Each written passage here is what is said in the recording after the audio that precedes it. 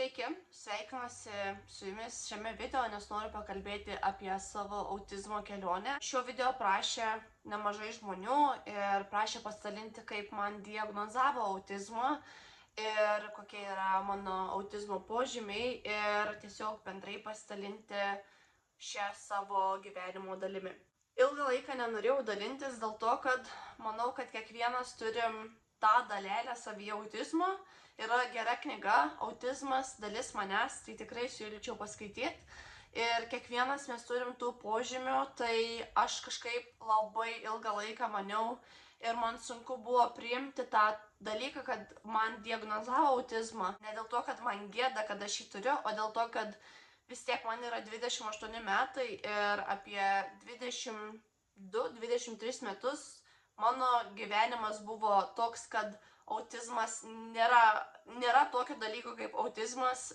Aš tą žodį išgirdau pirmą kartą tikrai sąlyginai nesenai. Ką aš galiu pasakyti, kad yra labai daug žmonių, kurie nepripažįsta to. Tačiau, man atrodo, yra labai svarbu, tarkim, jeigu augi ir į tavo galvą yra kalama, kad tam tikri požymiai, kuriuos tu turi, tam tikros tavo savybės, tam tikras tavo elgesys yra arba kritikuojami, arba tiesiog nubraukiami į šoną, tai man atrodo, tu taip ir užaugi su tokiu mąstymu, kad nustok išsidirbinėti, nustok daryti nesąmonės, nustok taip apskritai elgtis ir elgtis kaip normalus žmogus. Iš tiesų negali nieko kaltinti dėl to, kad, tarkim, kai aš augau, tas autizmas nebuvo taip plačiai žinomas ir nebuvo apie jį šnekama beveik, tai man atrodo, dabar šiomis dienomis mes su juo dar tik susipažįstame ir dar tik pradedame į tai žiūrėti rimtai. Aš tiesiog noriu paminėti kelis dalykus, kad aš nesu kažkokia daktarė, specialistė, psichologė ar psichoterapeutė. Esu sulaukus nemažai žinučių, kad aš turiu tokius požymius, man yra tas, man yra anas, kaip manai, ar galėtų man būti autizmas. Aš nežinau, aš negaliu pasakyti. Jeigu manot, kad jums kažkas yra, ar kažką savo įtarėte, ar tiesiog norite sužinoti ir būti ramia širdim, kokia yra jūsų diagnozė ar kažkas tokio, tai siūlyčiau kreiptis pas daktarus, nes aš jums negalėsiu padėti. Aš tiesiog dalinuosi savo istoriją ir kaip man nustatė. Tiesiog noriu priminti, kad kiekvieno žmogaus situacija yra individuali, nes taip pat sulaukiu labai daug tokių neigiamų komentarų ir žinučių, kad man irgi taip yra, bet man nieko nėra, tai maždaug, kad aš ieškau dėmesio. Aš neieškau dėmesio, aš jau pakankamai gaunu. Aš šitą savo kelionę visą pradėjau nuo gal 2019 metais.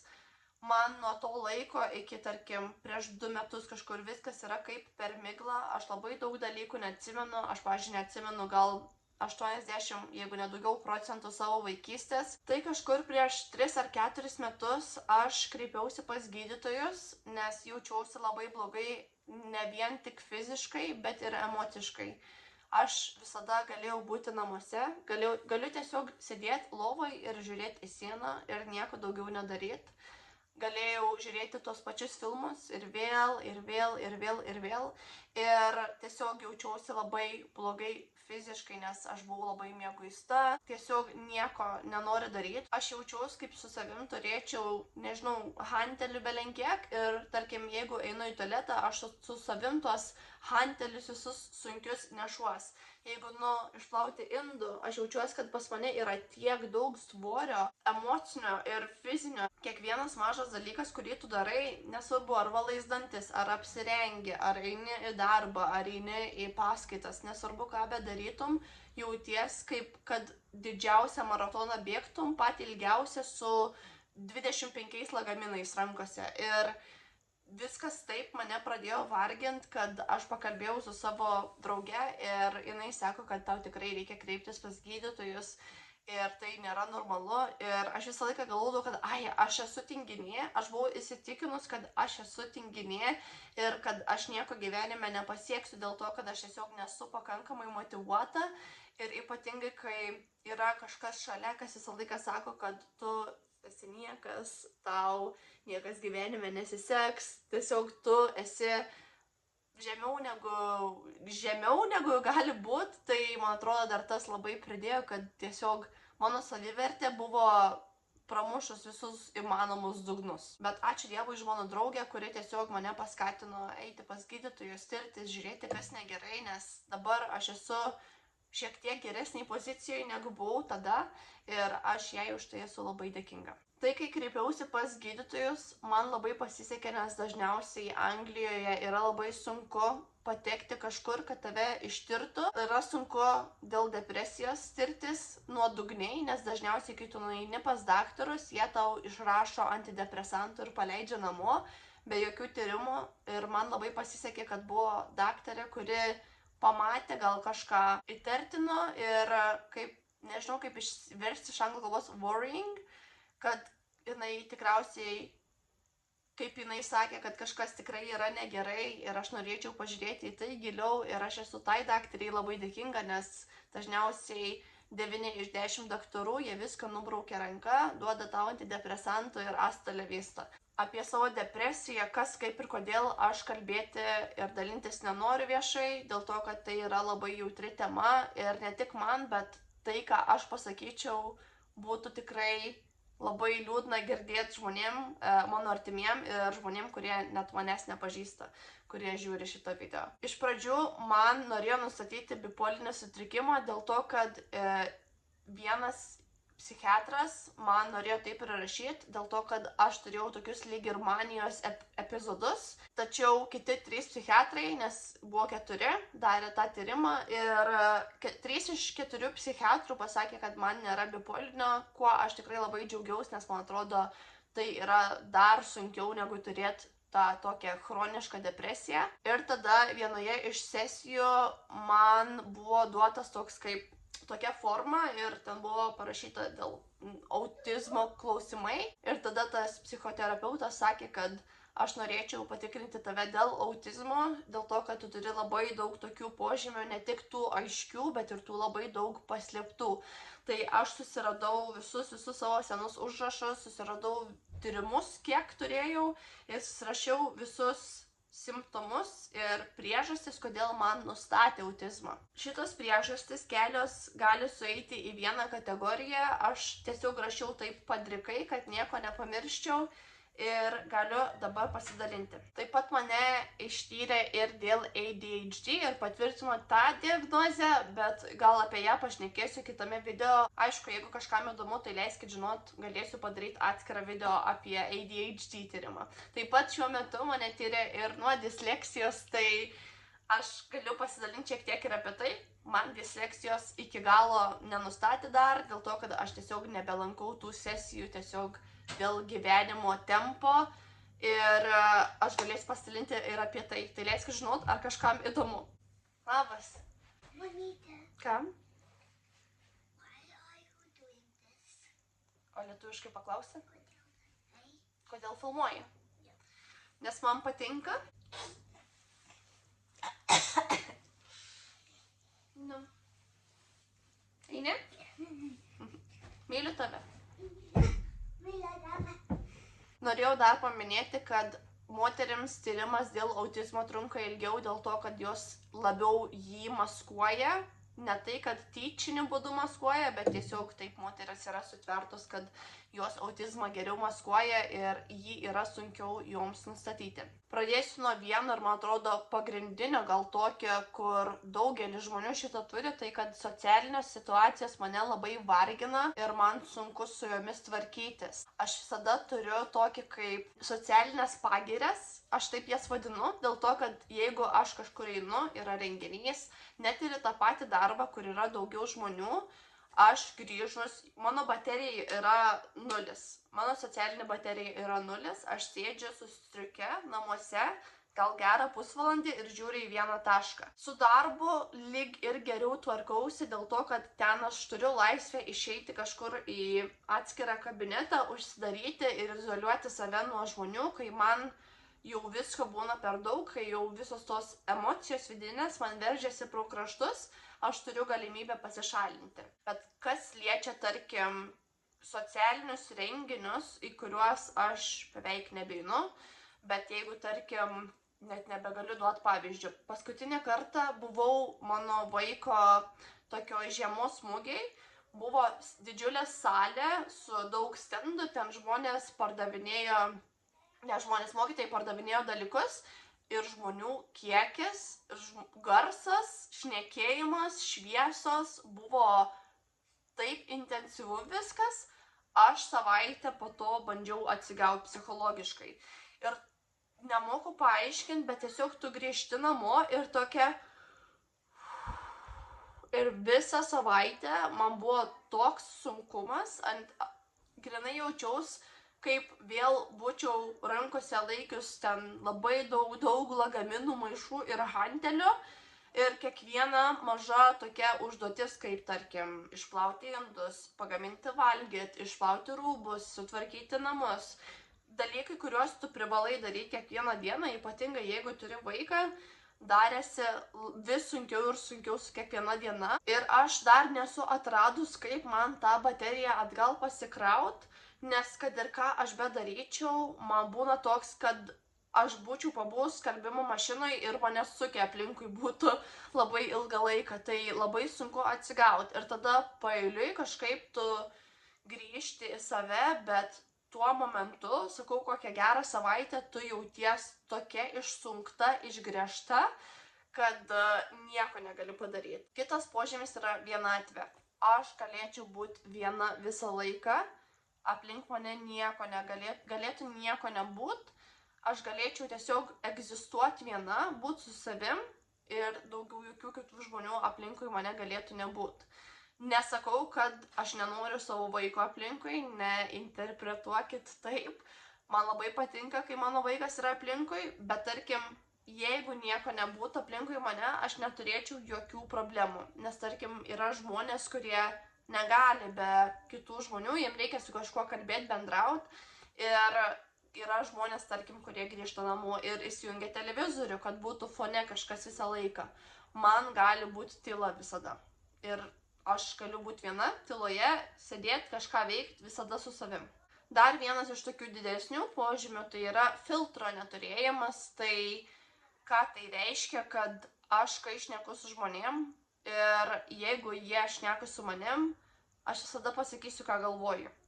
Ir nesakau, kad juos įžeist, aš tiesiog šneku ir kas yra mano galvoje, ką aš galvoju, aš visada pasakysiu. Aš negaliu slėpti dalykų, kai tarkim mane, aišku, tarkim, jeigu žmogus stovi kažkur ir su manim nebendrauja, arba kad ir bendrauja su manim, bet manęs kažko neklausia, aš jiems to ir nesakysiu. Tai tarkim, jeigu man nepatinka kažkokio žmogaus ten batai, jie yra patys negražiausi batai, kokius aš mačiau gyvenime, aš taip iš oro neprieisiu ir nesakysiu, o Dieve, kokie tavo baisus batai. Bet tarkim, jeigu žmogus manęs paklaus, nusipirkau naujus batus, ką manai, aš sakysiu, aš manau, kad tavo batai yra baisus. Ir aš stengiuosi tą valdyti. Ta valdyti yra labai sunku, kai tu įsivažiuoji į tą tokį pokalbį, nes pokalbiai, ypatingai su žmonėm, kuriuos aš mažiau žinau ir pažįstu, yra labai sunkus ir reikalauja daug jėgų. Tai tarkim, jeigu aš labai susikoncentravusi tą pokalbį ir aš sakau viską, kas eina iš mano širdies ir iš mano galvos ir ką aš galvoju. Tai tarkim, mano kolegė paklausė manęs gal prieš mėnesį, kažkas tokio. Ir sako, nusipirkau šią suknelę važiuoti atostogoms. Ką manai? Ir aš sakau, manau, kad jinai yra labai negraži ir tau netinka prie figūros. Ir tada taip pažiūrėjo mane ir aš sakau, aš labai atsiprašau, nes aš tada matau jų veido išraiškas ir matau, kad kažkas ne taip ir aš tada grįžtu į tą tokią save, mano galvoje iš karto registruoja, kad kažkas ne taip ir aš labai atsiprašau, tu manęs paklausai, aš turėjau pasakyti, bet aš jokių būdų nesakau, kad tave įžeis, sakau, aš tik atsakau į tavo klausimą. Ir daug žmonių galvoja, kad tu esi žiauriai nemandagi ir tu aišku gali kontroliuoti, žinokit, kartais tu tiesiog negali kontroliuoti ir tu sakai, ką galvoji. Ir aš dirbu ties tuo, aš bandau kažkaip tai suvaldyti šitą dalyką, bet žinokit, yra taip sunku ir čia nėra pasiteisimas, tiesiog aš negaliu kitaip nieko padaryti. Ir aš labai noriu, kad taip nebūtų. Dar vienas dalykas, neįdomu visiškai apie kitus žmonės. Ypatingai dabar geriu antidepresantus, man dar labiau neįdomu, bet seniau jeigu kažkas šneka ir tarkim sako, kaip jiem yra blogai, pasakoja apie savo gyvenimą, šunį, vaikus, kur važiavo, kur keliavo, man visiškai nulis sveikų. Ir man norėtųsi, kad man būtų įdomu ir aš kad galėčiau įsitraukti tą pokalbį, bet man visiškai tiesiog nieks į vieną ausį įeina, pro kitą išeina ir man visiškai neįdomu, ką tas žmogus darė, kur buvo, ką valgė, kur važiavo. Tiesiog negaliu priversti savęs būti suinteresuota į kitų žmonių gyvenimus. Man sukas mano gyvenimas tik tais apie mane, apie mano vaiką ir tai, kas yra mano rate ir tik tais mano interesus. Aš visą laiką išklausysiu kitus žmonės, kurie keliavo, ką darė, bet man nuoširdžiai nėra įdomu. Rutina yra labai svarbi mano gyvenimo dalis, nes, tarkim, jeigu mano rutina keičias, aš tada krentu į depresiją. Ir dabar, kadangi geriu antidepresantus, tai yra daug lengviau dėl to, kad ta depresija nebėra tokia ryški, bet tarkim, jeigu mano gyvenime yra pokyčiai, duosiu pavyzdį, mes darbe turime ofisą ir ofisas yra per 3 aukštus. Mes visada sėdėjom 4 aukšte su savo komanda, aš sėdėjau savo vietoj, už manęs buvo langas, pro mano nugarą žmonės nevaikščiodavo ir aš tiesiog buvau labai savo geroj komforto zonai, nieks aplink mane nesėdėjo ir nebuvo tiesiog žmonių srauto kažkokio einančio pro mane. Ir po metų, po daugiau negu metų, mus perkelė į 3 aukštą, nes tiesiog vyksta pakeitimai, kad tos komandos nesidėtų vienoje vietoje. Mes turime kaip ir šeimas, kelias komandos yra viena šeima, tai keitė šeimas ir mes atsidūrėm 3 aukšte. Nemeluoju, shit hit the fan. Ta prasme, grinai buvo kažkokia tragedija man. Aš aišku, neatsistojus tenais neverkiau, nebuvo ten, oh my god, nedariau tai, bet aš tiesiog, kai man reikėjo eiti sėsti į naują vietą, man buvo kažkoks žemės drebėjimas, atrodo, įvyko. Ir aš sėdėjau toj vietoj, aš buvau taip, man buvo taip nepatogu savo kūne, savo toj aplinkoje, sėdėti toj kėdėjai. Aš gerą mėnesį, kol dirbau, man buvo kažkoks šokas ir aš tiesiog net nebežinojau, kaip daryti savo darbą, pamiršau savo slaptažodį, man buvo kažkoks, atrodo, persirestartavo smegenis ir aš nieko nebežinau, kaip daryti. Tai kol aš grįžau į save, kol aš pradėjau įsivažiuoti tą savo darbą ir kol aš nepripratau prie tos naujos vietos, aš negalėjau normaliai dirbti. Dar vienas dalykas tai yra akių kontaktas su žmonėm. Su akių kontaktu yra taip, kad aš negaliu laikyti akių kontakto, tačiau mano galvoje yra užregistruota, kad nelaikant akių kontakto yra nemandagu. Ir čia nėra nusistatymas, tiesiog aš, jeigu kalbu ir bendrauju su žmogumi, kažkuriuo metu prisimenu, kad reikia laikyti akių kontaktą ir tada aš žiūriu tam žmogui į akis, bet aš jau nebegirdėsiu nei ką tas žmogus sako, nei apie ką mes kalbam, nei kas vyksta aplinkui, nes mano užduotis yra žiūrėti žmogui į akis. Ir tada aš bandau susikoncentruoti tą žiūrėjimą į akis ir tada aš pradedu galvoti, į kurią akį aš turėčiau žiūrėti, ar aš ne per akivaizdžiai žiūriu tam žmogui į akis, ar aš taip nedarau tam žmogui, ar man reikėtų kažkur nukreipti, pažiūrėti gal čia truputį, gal pro langą, gal sugrįžti vėl į tą žmogų. Ir mano visa misija pasidaro vien tik apie akių kontaktą. Ir ką aš galiu pasakyti, kad labai yra sunku tada iš žmogaus klausimus atsakyti ar tęsti pokalbį, nes tu tiesiog negirdėjai, ką žmogus sakė. Kitas požymis yra toks labai ant svarstyklių, dėl to, kad tai gali būti atėję arba iš vaikystės, arba tai gali būti autizmo požymis. Tai nenustatėm, kuris yra kuris dar, dėl to, kad aš tiesiog nebelankau tų sesijų. Yra toks dalykas, kad man nepatinka, kai mane liečia, man nepatinka, kai prie manęs kažkas arti stovi. Aš jaučiuosi taip, lyg į mane žmogus lįstų, į mano odą, nertusi. Man priimtina yra, kai liečia mane mano vaikas arba mano draugas. Galiu apsikabinti su sesim, su mama, su broliais negaliu savo apsikabinti, bet kiti žmonės, tarkim mano draugai, aš turiu priversti save apsikabinti. Net su draugais, kurie yra man labai artimi, aš tiesiog, kai aš juos apsikabinu, man atrodo, kad net negaliu paaiškinti to jausmo, tiesiog kažkas labai nenatūralaus. Atrodo, kad tiesiog aš prieš savo valią tuos žmonės apsikabinu. Tai šitie visi lietimai, apsikabinimai, aš nežinau, ar jūs žinot, galiu kažkur čia pabandyti įmest, yra tas Garis iš SpongeBob. Aš taip jaučiuosi, kai mane liečia ir apsikabina žmonės, kurie lenda į mano biolauką. Dieve, šitas video bus toks ilgas. Turėjau padaryti mažą pertrauką, nes tiesiog pavargau šnekėt ir reikėjo atsigerti vandens, kurio aš beveik negeriu, bet aš geriu tada, kai daug šneku. Ir čia yra irgi vienas iš dalykų, bet pakalbėsiu vėliau. Tai mano dar vienas požymis yra, kad aš turiu susiplanuoti viską nuo A iki Z. Aš galiu būti spontaniška, bet tarkim, kas yra man labai svarbu, man turi būti nuo A iki Z suplanuota ir turiu tada turėti bent jau 3 atsarginius variantus.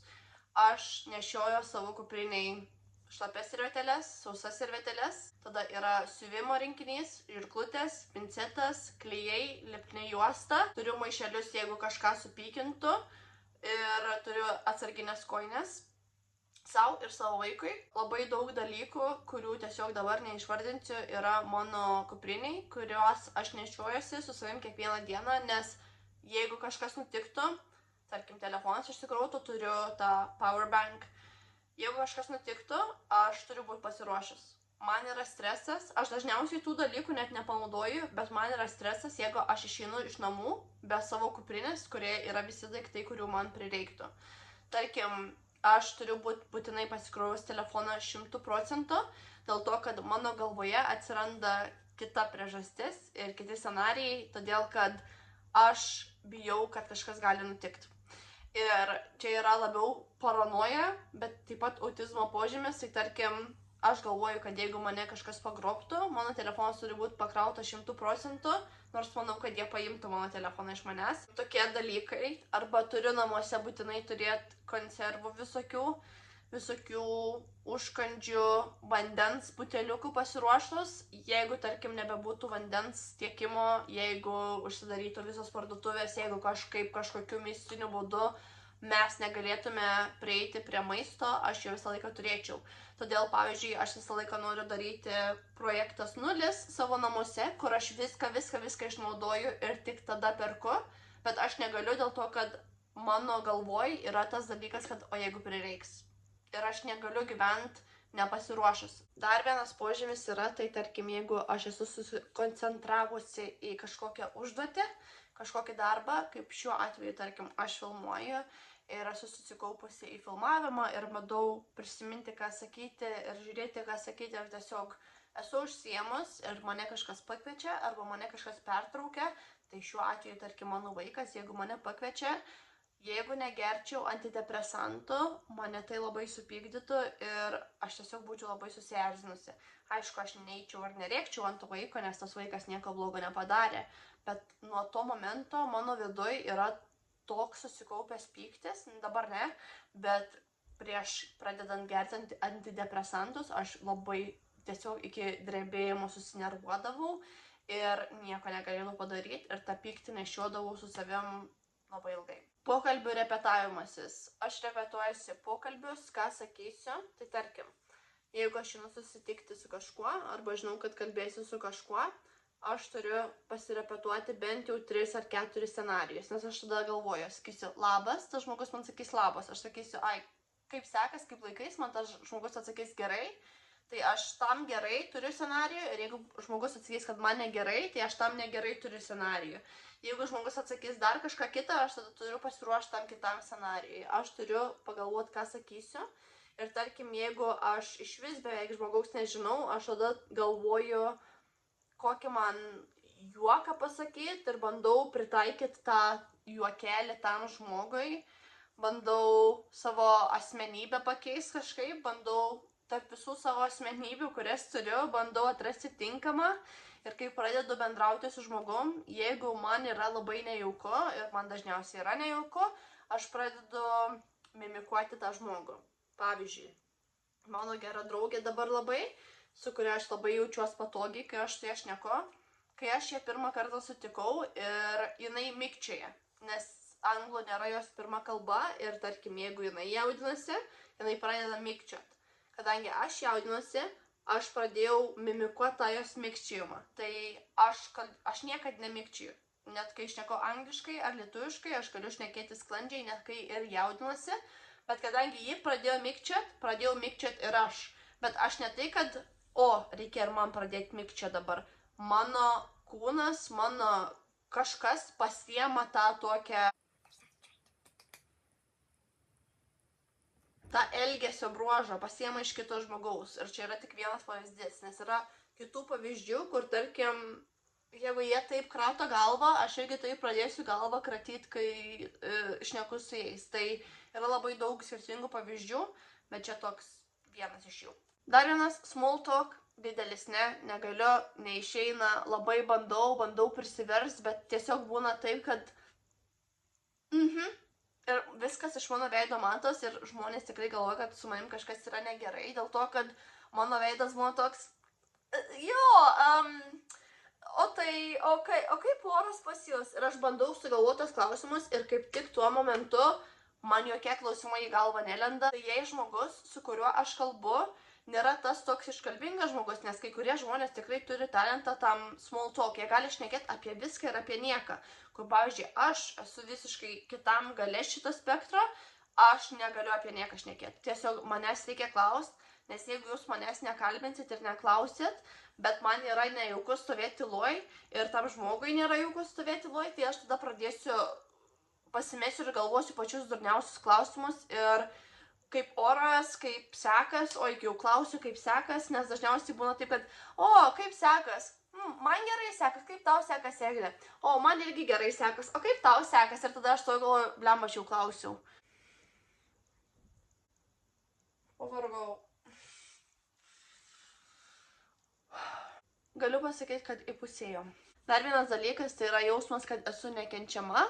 Tai aš galiu atsibusti, būna kartą arba 2 per mėnesius, kad aš atsibundu ir aš kad ir ką daryčiau, kad ir su kuo aš nekėčiau, aš jaučiu, kad tie žmonės manęs nekenčia. Ir jūs galite sakyti, kad ne, Eglė, taip nėra priežasties tavęs nekęst, aš vis tiek jaučiuos, kad aš esu nekenčiama, pats nekenčiamiausias žmogus pasaulyje. Atėjom prie sensorinių dalykų, tai yra tekstūros, maistas, visokios medžiagos, tarkim, maistas negaliu valgyti jogurtas, man jogurto tekstūra yra kažkas nešlikštu, aš jeigu reikia valgyti, aš galiu jį valgyti, bet man jogurto tekstūra burnoj yra kažkas nepakeliamo. Dar vienas dalykas, negaliu liesti šlapios vilnos, tai tarkim, jeigu yra vilnonis megztinis išplautas, aš negaliu jo padžiauti. Aš turiu arba taip su rankove, va taip po rankas įkišti ir tada paimti tą megztinį ir padžiauti, arba aš turiu kažko kito paprašyti, nes aš tiesiog negaliu liesti to megztinio. Vienas iš autizmo požymių vaikuose yra šitas. Jie taip flapping rankom, nežinau, taip daro, klapsi rankom, kadangi suaugę žmonės tokių dalykų nedaro, nes tiesiog jiem tai yra savaime suprantama, kad tiesiog nedarysi taip su rankom, tavo kūnas sugalvoja daryti kitus dalykus. Pavyzdžiui, vienas iš mano dalykų yra šitas. Aš taip nedarau, bet visą laiką bus va čia, tarkim, jeigu yra ant mano kojas, va taip, mano ranka bus taip. Tai yra vadinama T-Rex hands, tiesiog tu darai taip. Ir čia yra labai platus šitas dalykas tarp žmonių, kurie turi autizmą.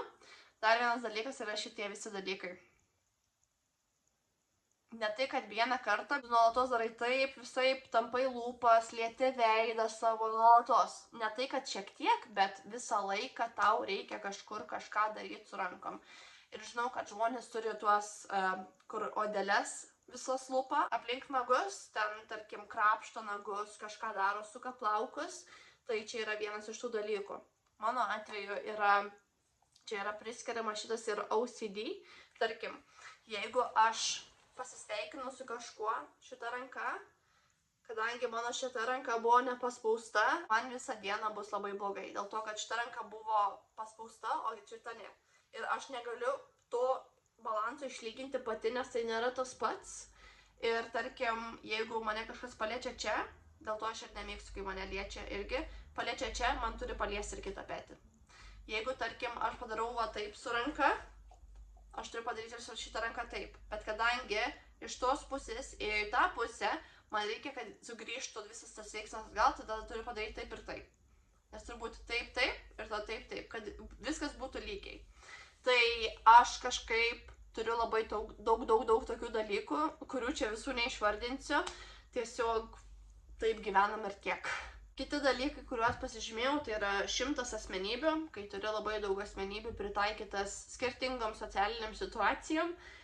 Nepatinka garsai, tai tarkim, kai žmonės traškina kaulus, valgo garsiai, čepsi, valgo obuolį, agurką, morką, bet kas trašku, man tiesiog yra peilis, jeigu negerčiau antidepresantų, aš norėčiau visus tos žmonės, aišku, aš taip nedarau, nes esu suaugęs žmogus ir galiu save kontroliuoti kažkiek, bet ką aš noriu daryti, man būna pyktis, tada man būna taip rankos, jeigu aišku negeriu antidepresantų, man tada pyktis būna nuo 0 iki 100 ir važiuojam ir aš tada būnu tokia pikta, man reikia save pašalinti iš situacijos, kad aš galėčiau šiek tiek nusiraminti ir kažko nepasakyti garsiai ir neiškelt kažkokios dramos.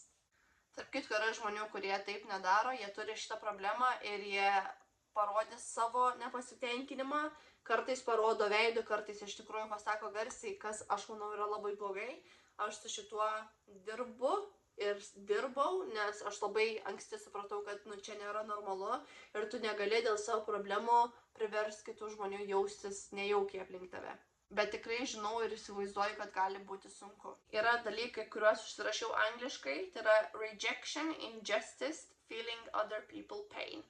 Tai yra rejection, kai tau pasako ne, kai tarkim tu kažko prašai ar kažką nori gauti iš kitų žmonių, bet nebūtinai, kad tai būtų kažkokia ten finansinė nauda ir panašiai, bet tarkim, kad ir patys mažiausi dalykai, tu nenori, kad būtų atmesta, tu negali girdėti ne, nes tarkim, jeigu girdi ne, tavo vidinis pasaulis griūna, tu nemoki susitvarkyti su ta emocija, kad tiesiog kažkas atmetė kažką. Tarkim, tu negavai darbo, kurio norėjai, tai nėra pasaulio pabaiga, bet tarkim, man vidinis pasaulis griūtų visiškai.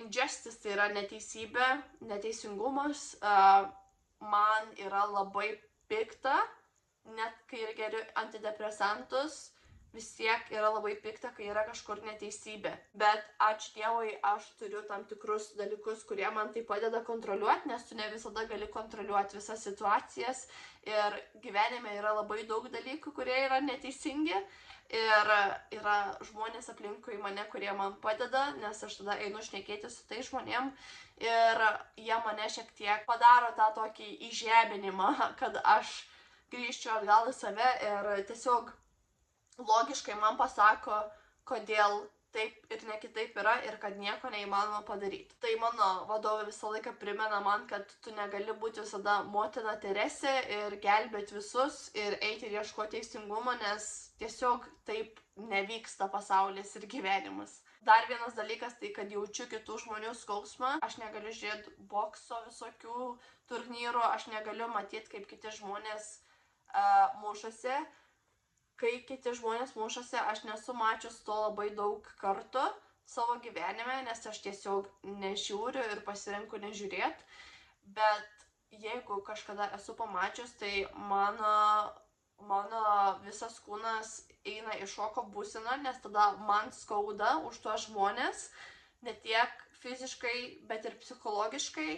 Man tada visas kūnas dreba, aš tiesiog galiu kartais ir nualpt, yra buvę atveju, bet aš negaliu pakelt smurto. Kas liečia dar socializavimąsi, aš labai dažnai zone out, tai aš išeinu iš savo, mano kūnas čia, kaip mano kolega pasakė man, sako, your lights are on, but no one's at home. Tai taip man labai dažnai būna ir kas mane pažįsta ir mano aplinkoje, žmonės žino, kad tiesiog reikia man tai pamojuoti eglę, kad aš grįžčiau atgal į save, nes dažniausiai mano kūnas būna čia, mano mintis kažkur iškeliavę ir aš tiesiog taip va. Ir nieko, neprisiskambinsiu. Paskutiniai 2 požymiai, kuriuos užsirašiau, tai tarkim, kai kažkas šneka apie mirtį, tarkim, man sako, kad oi, mano senelis mirė ir aš tada tokia, labai atsiprašau. Arba jeigu man reikia pasakyti kažkam, kad oi, tas žmogus mirė ir, žinokit, jisai mirė. Ir aš šypsaus. Ir aš ne dėl to, kad man juokinga, ne dėl to, kad aš tą situaciją matau kaip kažkokį bairį, bet tiesiog mano, prasideda, ir čia irgi yra taip, ant svarstyklių, dėl to, kad tai gali būti atėję iš vaikystės, nes vaikystėje nebuvo aptarta ir nebuvau aš supažindinta su mirtimi. Aš nesu, reikia medį paliesti, šiaip nesu prietaringa, bet kai apie šitą šneku, tai mano artimųjų rate aš nesu palaidojus kažko labai savo artimo.